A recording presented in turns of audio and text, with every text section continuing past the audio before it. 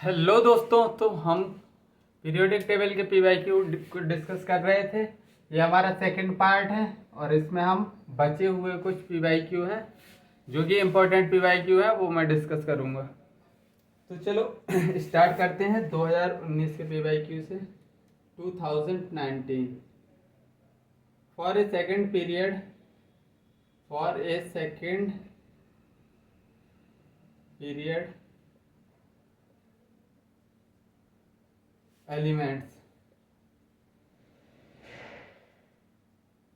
the correct increasing order of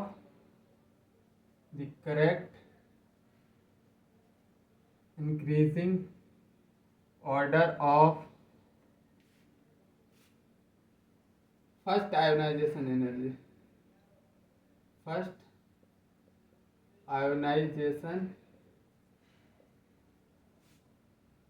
enthalpy is पहला option, first option lithium, beryllium, boron, carbon, nitrogen, oxygen, fluorine, neon. Second lithium, boron, beryllium, carbon, oxygen, nitrogen, fluorine, neon. Third lithium, boron, beryllium, carbon, nitrogen, oxygen, fluorine, neon. Fourth option क्या है? Lithium, beryllium, boron, carbon, oxygen, nitrogen, fluorine, neon. देखो, ये ditto question अभी मैं solve करवा चुका हूं तुमको। अभी मैं बता चुका हूं कि इसका हाफ फील्ड और इसका फुल फील्ड, बोरोन का, बेरिलियम का फुल फील्ड ये आगे चला जाता है, आगे शिफ्ट हो जाता है। जस्ट कि मैंने अभी पिछले क्वेश्चन में करवाया था कि इनकी वैसे ionisation energy generally ionisation energy left to right जाते हैं तो क्या होती है? डिक्रीज होती है। अरे सॉरी, आयोनाइजेशन एनर्जी इंक्रीज होती है, और टॉप टू बॉटम जाते हैं तो डिक्रीज होती है, डिक्रीज आयोनाइजेशन एनर्जी, क्योंकि साइज बढ़ता जाता है न्यूक्लियस से, इलेक्ट्रॉन ज़्यादा दूर जाते हैं, इसलिए टॉप टू बॉटम डिक्रीज करती है आयोनाइजेशन एनर्जी। अब मैंने लेफ्ट टू राइट जाने में एक्सेप्शन क्या बताया था कि जैसे सेकंड पीरियड का ले लूँ, lithium, beryllium, boron, carbon, nitrogen, oxygen, fluorine, neon. तो मैंने अभी तुमको डिस्कस किया था इसका NS2, इसका कॉन्फ़िगरेशन NS1, NS2 और इसका NS1,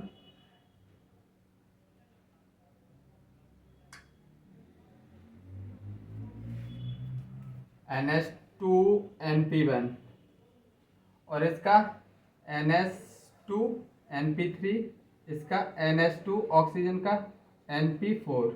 तो ये देखो हाफ फील्ड है तो इसमें एनर्जी ज़्यादा लगेगी, ये हाफ फील्ड है तो इसमें एनर्जी ज़्यादा लगेगी निकालने के, इसलिए ऑक्सीजन से आगे आ जाता है। ये फुल फील्ड है, स्टेबल है, स्टेबल में अगर तुम उसका इलेक्ट्रॉन निकालोगे तो उसमें ज़्यादा एनर्जी लगेगी, तो ये इससे आगे आ जाता है। बस यही एक छोटा सा एक्सेप्शन है, इधर दो जगह एक्सेप्शन है, तो देख लो। लिथियम, बेरिलियम, बोरोन में इधर इंटरचेंजेबल है, और कार्बन, ऑक्सीजन, नाइट्रोजन में इधर चेंज है, मतलब सेकंड ऑप्शन हमारा करेक्ट ऑप्शन है। और ये मैं डिस्कस भी कर चुका हूँ। और देखो सेम कंसेप्ट पे मैंने प्रीवियस ईयर को क्वेश्चन 2022 में आया हुआ क्वेश्चन है, इसी से मतलब बिल्कुल सेम टू सेम क्वेश्चन आ रहे हैं। मतलब कि अगर तुम 2-4 साल के प्रीवियस ईयर क्वेश्चन लगा रहे हो ना, तो उससे ही रिलेटेड क्वेश्चन आ रहे हैं एग्जाम में। बस थोड़ा डायरेक्ट तो कोई नहीं देगा, मतलब थोड़ा सा कंसेप्ट इधर उधर, कंसेप्ट सेम रहेगा, थोड़ा सा क्वेश्चन की लैंग्वेज इधर उधर करके या पूछेगा एग्जामिनर तुमसे। तो अपन को क्या करना है, प्रीवियस ईयर क्वेश्चन की प्रैक्टिस 101% अच्छे से करना है। 2018 में कैसा पेचीदा का 2018 में थोड़ा पेचीदा क्वेश्चन बना था। कैसा? Magnesium react with an element x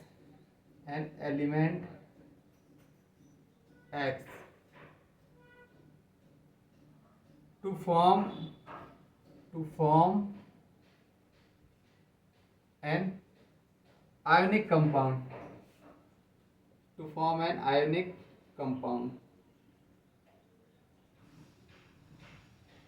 if the ground state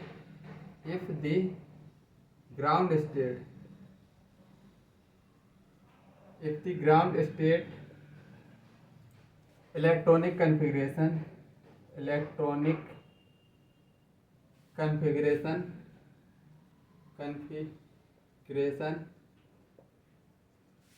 X is H की इलेक्ट्रॉनिक कन्फिग्रेशन दी है 1s2 2s2 2p3। The simplest formula for this compound is the simplest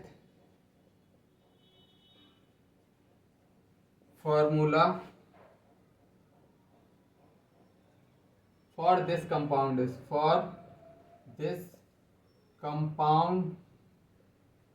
is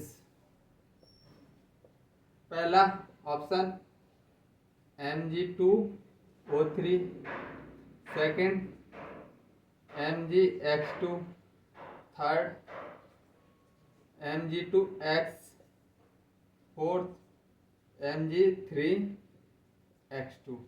अब देखो एक बात देखना, क्या पूछ रहा है? Magnesium react with element X to form an compound, ionic compound बन रहा है। ग्राउंड स्टेट की इलेक्ट्रॉनिक कन्फिग्रेशन उस एक्स की दे दी है, मैग्नीशियम से रिएक्ट करेगा।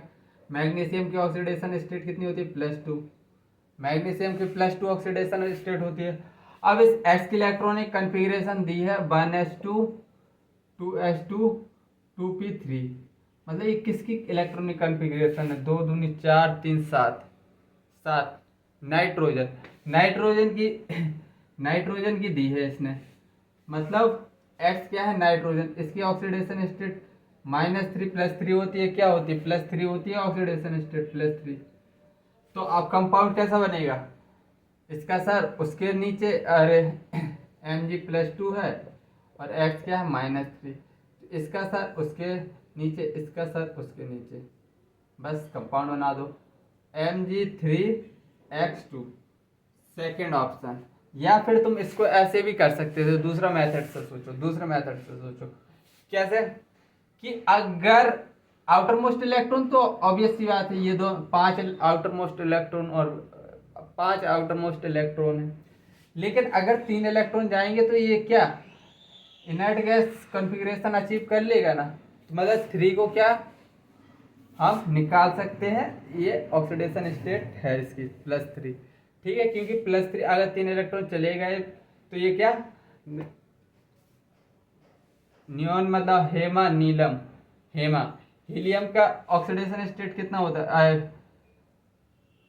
एटॉमिक नंबर हाइड्रोजन हीलियम और एटॉमिक नंबर और एटॉमिक मास 4 होता है। एटॉमिक मास 4 हीलियम के एटॉमिक मास 4 से मैच करेगा, मतलब नियॉन गैस हीलियम, मतलब noble gas electronic configuration achieve कर लेगा 3 इलेक्ट्रॉन देके, इसलिए भी वैलेंसी 3 हो सकती है। ऐसे भी सोच सकते हो तुम, सोचने के कई तरीके हैं, ठीक है। तो मैंने दोनों अप्रोच बता दिए हैं, तुमको जो बेस्ट लगे तो कर देना। पता नहीं आज मेरे मुंह से क्या डर लग रहा क्या डर किस बात का पता नहीं, जाने आज आवाज में कुछ क्लिच आ रहा है, क्लिच। भाई मैं डर नहीं रहा तुमसे ठीक है। तो 2016, which of the following order is correct? Which of the following is correct for bond dissociation bond dissociation, enthalpy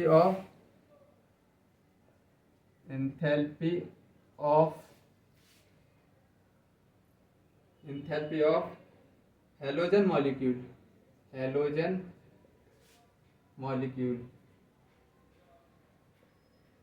पहला Cl2, Br2, फ्लोरीन और फिर iodine. Second option bromine, iodine, fluorine, fluorine. Third option fluorine, chlorine, bromine, iodine. Fourth option iodine, bromine, chlorine, fluorine. अब बताओ इसमें, देखो भाई bond association energy पूछिए किसकी, fluorine, chlorine, bromine, iodine, fluorine, chlorine, bromine, iodine, fluorine, chlorine, bromine, iodine.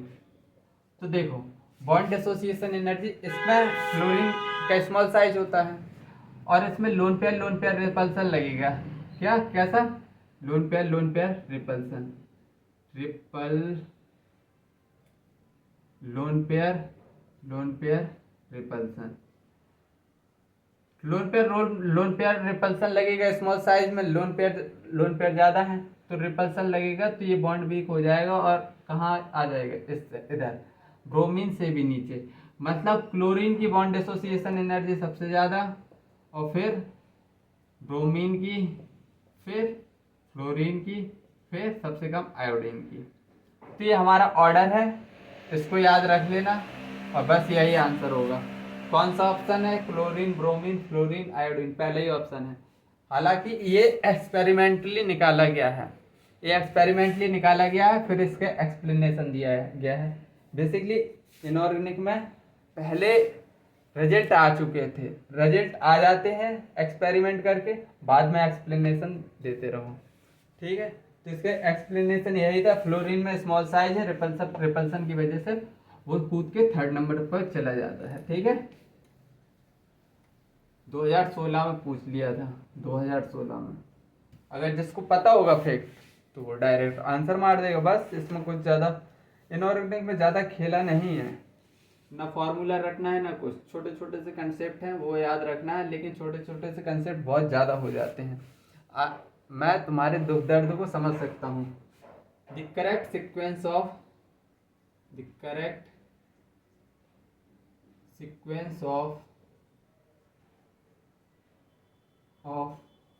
Increasing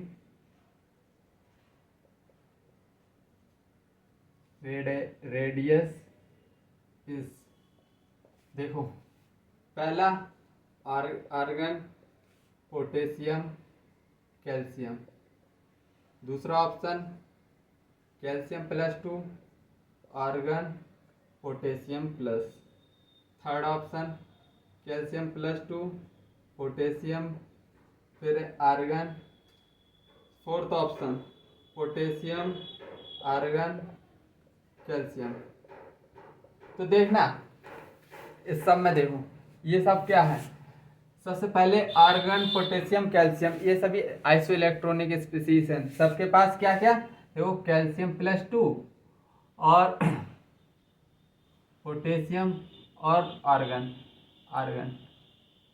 इसके पास अगर electron देखोगे सब में 18 इलेक्ट्रॉन है। इलेक्ट्रॉन कितने हैं, 18 इलेक्ट्रॉन सब में 18 है। और प्रोटॉन की बात करें तो कैल्शियम में प्रोटॉन कितने हैं, 20 एटॉमिक नंबर के बराबर होते हैं यार, इसके 19 और इसका 18। अब बताओ इसमें इंक्रीजिंग ऑर्डर ऑफ रेडियस पूछा है, तो 18 इलेक्ट्रॉन को प्रोटॉन को संभाल लेंगे। 18 इलेक्ट्रॉन, अब प्रोटॉन ज़्यादा है, मतलब 18 इलेक्ट्रॉन ने 18 प्रोटॉन को, तो 18 प्रोटॉन ने, देखो 18 प्रोटॉन 18 इलेक्ट्रॉन को, ये न्यूक्लियस में इलेक्ट्रॉन होते, अरे प्रोटॉन होते हैं, तो 18 प्रोटॉन 18 इलेक्ट्रॉन को तो संभाल लेंगे। अब 18 इलेक्ट्रॉन को 19 प्रोटॉन संभालेंगे 19 प्रोटॉन, तो मतलब इसका साइज क्या हो जाएगा, कम हो जाएगा ना। अरे भैया इलेक्ट्रॉन कम है, प्रोटॉन ज्यादा है, अट्रैक्शन ज्यादा होगा, अट्रैक्शन ज्यादा होगा तो इसका साइज कम हो जाएगा। अब इधर 20 प्रोटॉन और 18 इलेक्ट्रॉन्स को बुला रहे हैं अपने पास, तो इधर 2 प्रोटॉन ज्यादा है, 2 प्रोटॉन ज्यादा है तो वो ज्यादा अट्रैक्शन लगाएंगे। इलेक्ट्रॉन 18 सेम में है। अब इधर प्रोटॉन बढ़ते जा रहे हैं, प्रोटॉन बढ़ते जाएंगे तो अट्रैक्शन बढ़ता जाएगा, अट्रैक्शन बढ़ता जाएगा तो साइज क्या होता जाएगा, कम होता जाएगा। ठीक है, बात समझ में आई? नहीं तो देख लो, अभी मैंने पहली स्लाइड में लिखवाया था, मैं इन आइसोइलेक्ट्रॉनिक आइसोइलेक्ट्रॉनिक आइसोइलेक्ट्रॉनिक स्पीसीज क्या होता है। आइसोइलेक्ट्रॉनिक स्पीसीज होगी if magnitude of positive charge increase होगा तो साइज क्या होगी, कम। और if magnitude of negative charge increase होगा तो साइज क्या होगी, बढ़ जाएगी। बस इतनी बात याद रखना। देखो मैग्नीट्यूड ऑफ पॉजिटिव चार्ज बढ़ रहा है तो साइज क्या हो रही है, कम हो रही है। ठीक है, सीधा ऑप्शन कौन सा, थर्ड ऑप्शन। या फिर तुम एक कंसेप्ट और लगा सकते थे इधर, ये आर्गन क्या है, नोबल गैस है, तो वंडरवाल इसमें big van der Waals force of attraction लगेगा और वो सबसे, उसकी साइज सबसे ज्यादा होती है क्योंकि ये सबसे बिग फोर्स ऑफ अट्रैक्शन होता है। ठीक है, इसकी वजह से तुम सीधा टिक कर सकते थे अगर तुमको इतना पता, एक लाइन पता होती कि हेमा नीलम और करीना जी जो नियोन गैस नोबेल गैस है उनमें वंडरवाल फोर्स ऑफ अट्रैक्शन होता है और उनका साइज सबसे ज़्यादा होता है क्योंकि big van der Waals force of attraction में मतलब बहुत कम अट्रैक्शन होता है, साइज उनकी बिग होती है। ठीक है, तो दूसरा कंसेप्ट ये था। मैं 3 कंसेप्ट बता चुका, 1 2, ये डायरेक्ट अगर तुमको ऐसे याद रहता हो, 2 और 3 बिग वंडरवाल फोर्स वाला। ऐसे क्वेश्चन करते हैं, मतलब अप्रोच ज़्यादा आनी चाहिए तुमको, जितनी ज़्यादा अप्रोच आएंगे उतनी ही जल्दी क्वेश्चन सॉल्व हो जाएगा। चलो, तो 2015 में और आइसो इलेक्ट्रॉनिक पर एटॉमिक रेडियस इतनी ज़्यादा पूछी गई है, इतनी ज़्यादा पूछी गई है जैसे कि डेली हर दूसरे तीसरे दिन तुम्हारे घर पे आलू की सब्जी बनती होगी, उसी तरह ये आलू की सब्जी की तरह है। आइसो इलेक्ट्रॉनिक स्पीसीज का एटॉमिक रेडियस पूछना एग्जामिनर के लिए बिल्कुल आलू की सब्जी के जैसे हर दूसरे एग्जाम में पूछ लेता है। 2011 में क्या पूछा गया है, what is the value of electron gain enthalpy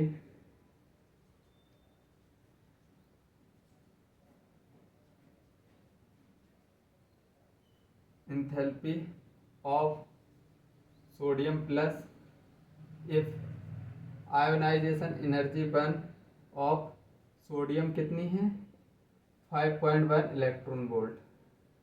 तो देखो -5.1 electron volt B option, -10.2 electron volt C option, 2.55 electron volt D option, 10.2 electron volt.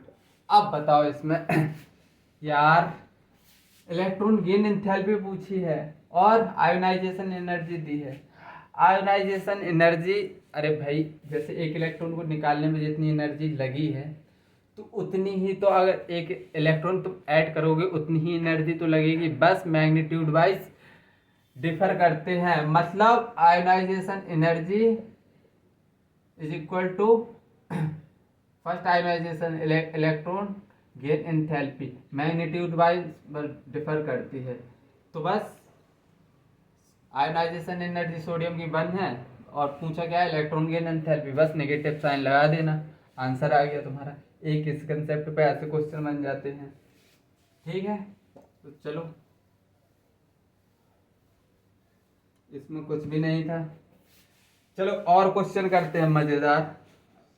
फिर से आ गया वही 2010 में, देखो ये बहुत ज्यादा रिपीट हुआ है, होता है question. Correct order of decreasing radius among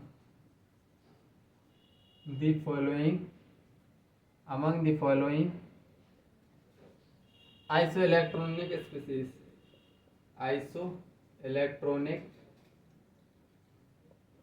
species is पहला ऑप्शन कैल्शियम +2, फिर है पोटेशियम, फिर है सल्फर, फिर है क्लोरीन। बी ऑप्शन क्लोरीन, फिर है सल्फर, फिर है कैल्शियम +2, फिर है पोटेशियम। फिर C option sulphur -2, chlorine minus, potassium plus, calcium +2। D option potassium plus, calcium +2, chlorine और सल्फर -2। तो देखो इसको अच्छे से देख लो, सल्फर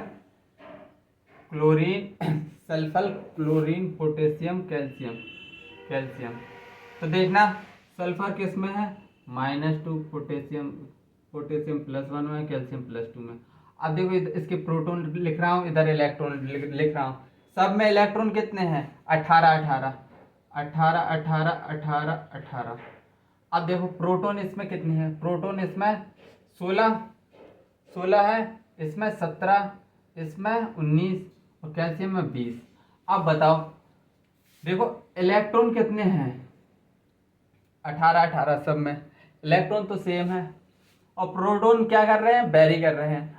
मतलब 16 प्रोटॉन है। अब 18 इलेक्ट्रॉन्स को वो करना है, अट्रैक्ट करना है, तो उतने अच्छे से अट्रैक्ट नहीं कर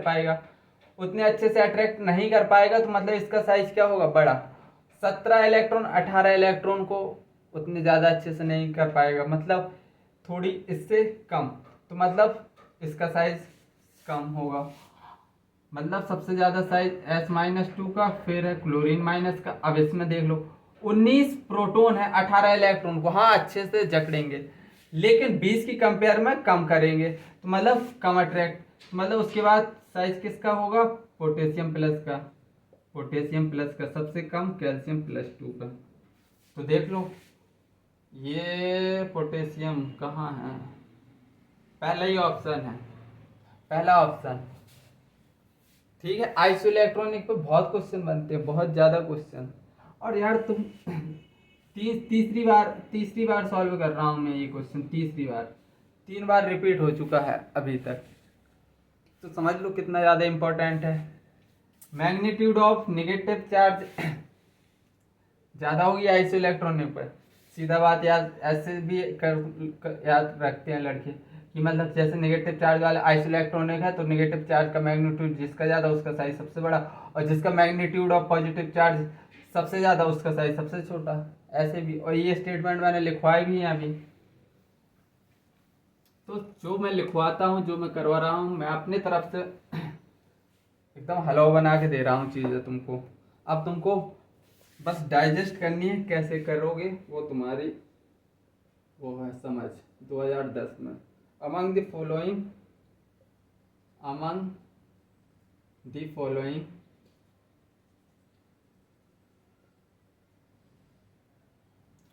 which one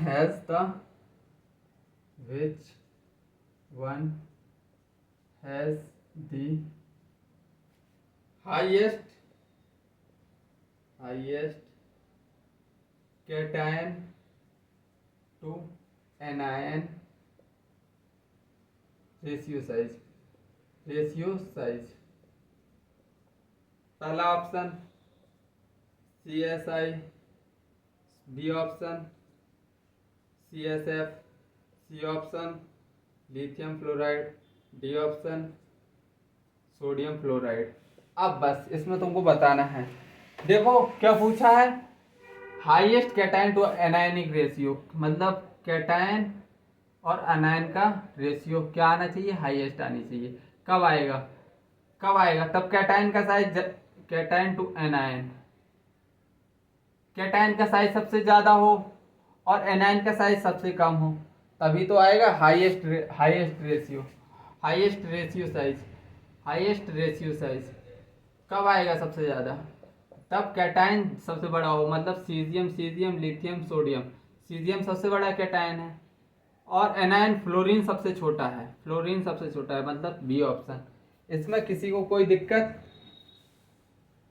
मेरे हिसाब से कोई दिक्कत नहीं होनी चाहिए, मेरे हिसाब से किसी प्रकार की कोई दिक्कत नहीं होनी चाहिए, सीधा सीधा आंसर था। और एक ऐसा कंसेप्ट पर भी क्वेश्चन पूछ लेता है, highest cation to anion ratio, तो मैंने करा दिया। और बस आज की कहानी इधर ही समाप्त करते हैं। जब तक के लिए बाय, जय हिंद, टेक केयर और मेहनत करो यार, बस मेहनत करो, मेहनत करो, मेहनत करो।